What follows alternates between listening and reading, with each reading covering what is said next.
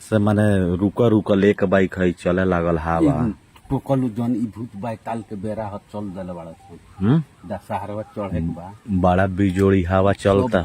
भूते बाई ताल होगा सन जितना उधिया के आवता रहसन आ नगदे बानी सन 4 जना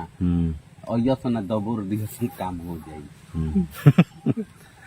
आदमी हो के का हो ए यार तब देखबो ई पेड़ ही बोल तो मारे लग डंटर हई देखबो के तर दे हिलावता रहसन पेड़ हिले लागल है।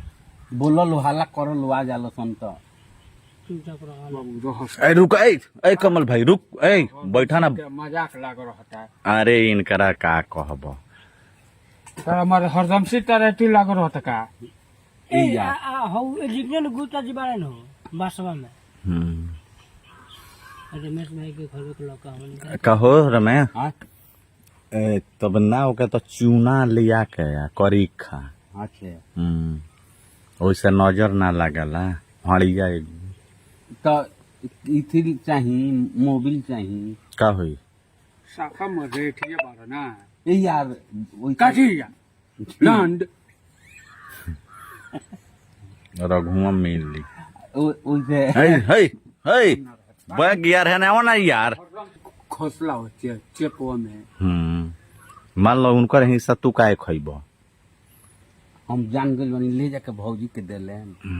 दिमाग काहे खराब करेला मर्दी जात तू एजी से यार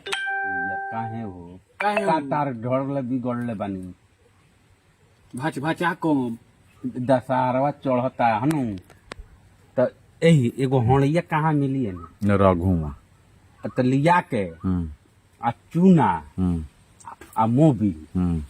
से टिके के पड़ी आ मुड़ी में लगा ए जा अपना घर टिकट रहिए जा यार चल कि ना यार काहे चाची यार लंडी यार यार ना हुआ आज बकबा होई देख झमाड़ा गिरे मत रे दादा मुड़ी प अल्लाह से गिर जाई तो हमनी के ऊपर चल जाएम कौन साफ हमारे आदत खराब बताहार मत ये तू कल से हमरा लगे काय अशुद्ध बोले लमर मत ये तू कहिया ले जुग रहम सन कहिया ले रहम सन जे आइल बा उ जाई ना हां ए जुग जगह छका के रहे के बा बाबू रोहते ही चल लतनी हम जानली ए यार एक दिन ना एक दिन जाए के पड़ी दिमाग खराब मत कर जानली खाली गरमैला से ना हुई धापू के जाने नहीं हम तो हमरो लगे इलिम बा झाट काट लब का ए आ पैसा का हुए बाग तोर बहुत का करबे रे ए यार तनी कुछ खाइल जाई लंडे खइब आई देखो पेट भीतर चल गई साथ नहीं बोलो मत हमरा से तू ए यार मर में जाए भूख है हरदम से लोग के खइबी के करा के खाई यार दिमाग काहे खराब कर लो पैसा में से आधा ना बहुत 50 आ रही ना लब हमारे ना 150 रख ले तो ए यार तू ना आयो तब नु हम ले ला काहे ले लेबो हम तो ये जुग अच्छे देना दे एगो जनते रखना ई कोनो बात भई रहते ही रहो हम ना रह फिर ए जी कोने चुपचाप बैठ के खाली काहे बोले ली बैठा बोला दो इससे का करे का बा कैसन पैसा ले बड़े तारो हऊ ना मिलुए 100 रुपया बा अच्छा तो कहे लो जे हो छोटू भाई साड़ी वाला गोपालगंज हाँ हाँ छोटू भाई साड़ी वाला वहाँ के दे के में से हो दे ना हमार 150 दे कैसन 150 मिलल तो ई काहे रख लूं ए यार तो खाता में जमा बा खाता में जमा बा तार बियाह शादी होई उतार के हम दे देम दे देला के भरोसे लोग एथी करी अरे लुटई ह परछावन कर दे मैं चाहे ले लियो परछावन करबो हरदम सीता तेरा मजाक लाग रहा मजाक हम करते मत यो कल से हमरा साथे ये यार काहे तोर बोले काहे ना बोली नानू बोले के तोर मन में हमरा दुख लागी तो तारा से कहियो बोले हम मत तू हमार भेजा खा जानता रहलू ए यार दिमाग खराब करबो तो बुझ जेबो बढ़िया खदेर दे ओई बेरा हम तारा के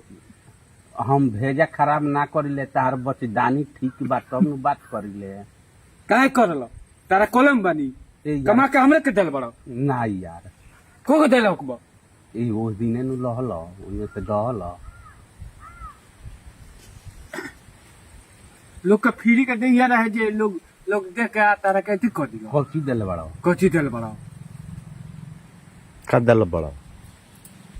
बताओ का हम ले ले कुछ दल बड़ा इनकरा के हौ 200 मिलल त का कइले कौन 200 यार कौन 200 मिलल दिमाग खराब करलो ई कहिया 200 मिलल हा भेजा मत खराब करो हमार ना तो बुझिए अपना विषय में